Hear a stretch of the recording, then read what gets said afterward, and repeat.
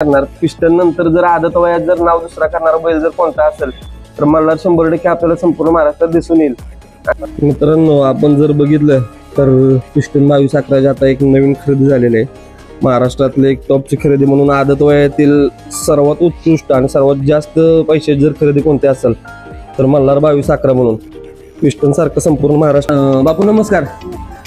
तर आपण मित्रांनो जर बघितलं तर संपूर्ण महाराष्ट्रातले एक आदत मधले चांगली खरेदी आज बापूंनी केल्या आणि पिस्टन सारखं एक चांगलं नाव करणार का ती जर आपण आज बघायला गेलो तर आपण 100% बघू शकतो की मल्हारचे एक उत्कृष्ट आणि बॉडीचं स्ट्रक्चर जर आपण जर बघितलं मित्रांनो तर सेम टू सेम जे पिस्टनची जसे बॉडी स्ट्रक्चर होता तसाच या बैलाचा बॉडी स्ट्रक्चर आज आपण मुलाखतीच्या माध्यमातून जाणून घेऊया की म्हणजे मल्हारचे काय वैशिष्ट्य बघून आपण खरेदी केला किंवा कुठल्या प्रकारचा बैल आहे, कोणत्या जातीचा बैल आहे, आज मुलाखतीच्या माध्यमातून आपण बघूया आपण। तर बापू, आपण खरेदी कुठून केली काय बैलाची वगैरे काय खरेदी होळीच्या मैदानात बाप्पांनी बोलावला होता बाई वासरू।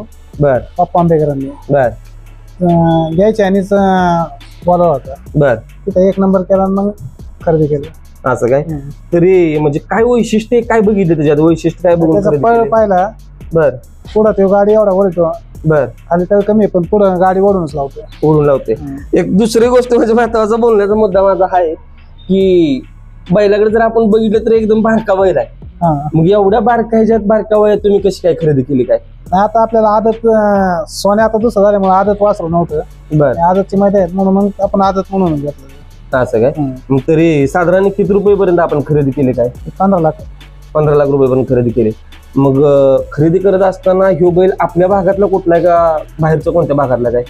नाही तो जालन्याचा देखील जालन्याचा। मग तिकडे काय 3 फेऱ्यात वगैरे पळत होता का शंकरपटला वगैरे पळत होता असं काय? नाही 3 फेऱ्यात बी पळत होता, शंकरपटात बी पळत होता। बर मग आता मला एक सांगा काय ह्याच्यात बैलाच्या काय वैशिष्ट्य असे तुम्ही बघितले की जे म्हणजे आजपर्यंत वैशिष्ट्य एक चांगलं आहे की तुम्ही पिस्टनला पण त्याच नजरेतून बघून घेतला, सोन्याला पण त्या नजरेतून बघून घेतला, पण ज्या पण कुठल्या नजरेतून तुम्ही बैल बघून घेतला ती खरेदी कोणती फेल गेलेली नाही। ह्याच्यात असं मल्हारमध्ये काय बघितलं तुम्ही आणि त्याच्यात तुम्ही खरेदी केली? नाही मल्हारचा आपण पळ पाहिला आणि त्याचा शरीर वगैरे पाहिलं त्याच्याने मग आपण खरेदी केली। बैलाचा पळ चांगला आहे। बर मग आता कोणत्या जातीचा बैल वगैरे आपल्याला म्हणता येईल काय? आता खिलार मधला झाला। खिलार मधला। मग ह्याच्यातून आता पिस्टन कडून वगैरे काय आपल्या अपेक्षा वगैरे ज्या होत्या तर ह्याच्याकडून काय अपेक्षा करशील काय वाटतंय? नाही अपेक्षा आपण ठेवायच्याच नाही कधी, ते पूर्ण करते त्याच्यामुळे काही अपेक्षा ठेवून उपयोग नाही। मित्रांनो एक सांगा सोन्याकडून बी अपेक्षा नव्हत्या ठेवल्या, पिस्टनकडून नव्हत्या ठेवल्या, त्याच्याकडून बी नाही, त्या अपेक्षा पूर्ण करतात आपल्या। मित्रांनो एक सांगायचं वैशिष्ट्य म्हणजे काय की मी ज्यावेळी ओंकार शेठचे बापूंची बाईट येतो त्यावेळी त्यांचं एक मत असतं प्रत्येक वेळी की कुठलाही बैल असू दे किंवा कुठल्याही मैदान असू दे त्या मैदानात कुठल्या प्रकारच्या अपेक्षा वगैरे करून जात नाही ते। म्हणजे जरी नंबर आला तरी चांगली गोष्ट आहे, जरी नंबर आला तरी हार पत्करायला कोणत्याही गोष्टीत त्यांना मान्य करतात हार वगैरे जे असेल तर।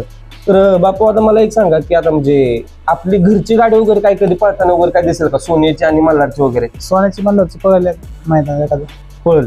मग आता कधी मल्हार तरी कधी पळताना वगैरे दिसेल का? आता मल्हार उद्या पळेल, त्याच्यानंतर मग घरची गाडी पळेल। घरची गाडी पळेल। आता सगळ्यात एक दुसरा महत्वाचा मुद्दा म्हणजे असं की म्हणजे आता कोणते असे राहिलेले नाहीत की महाराष्ट्रातले कुठली बैल वगैरे असतील त्याच्यावर आपले पळायचे वगैरे।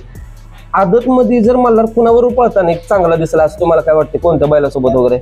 मल्हारची सोन्याची गाडी 1 नंबर पळणार, चांगली गाडी पळेल कारण दोन्ही पुढे पळायला येतात, दोन्ही शाने आहेत उभं राहिला। बरं तरी साधारण आपण बघायला गेलं तर बैलाचं वय वगैरे किती आहे काय?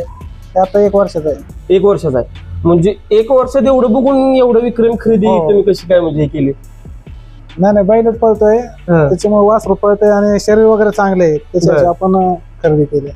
बरं मग आता मला एक सांगा की उरुळीच्या मैदानातून ज्यावेळी आपण बैल वगैरे खरेदी केला त्याच्यानंतर आपल्या गोट्यावरती वगैरे आल्यानंतर काय कोणी मागितलं वगैरे होता काय?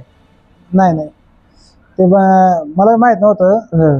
तिथं मैदानात 1 नंबर केला, मग अनिकेतन ते आली मला बोलून घेतलं तिथे म्हणजे असं चाललंय बाप्पा म्हणले ठीक आहे, मला बघा तुमच्या बापूंनी मला बोलावलं बाप्पा आपण वासरू घेतलंय असं ठीक आहे म्हणलं चालतंय तुम्ही म्हणतात तसं त्याने घेतलंय।